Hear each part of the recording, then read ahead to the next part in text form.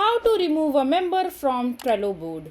Hello everyone, welcome back to our channel, and in this video I'm going to show you how you will be able to remove a member from Trello board.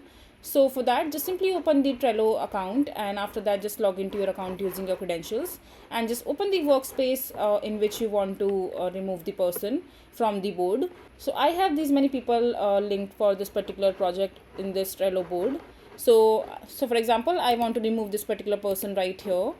So in order to remove this person from the Trello board, just simply click on the share icon from the right hand side of the menu screen, and over here you can see all the members that are member of this particular board.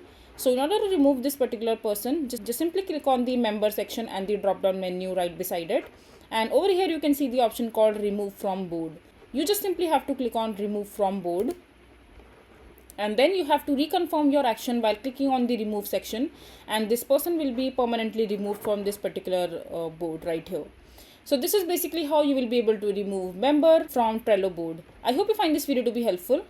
So that is it for this video. If you find this video to be helpful, make sure to hit that like button and don't forget to subscribe to our channel for more such informative videos, and I'll see you the next time.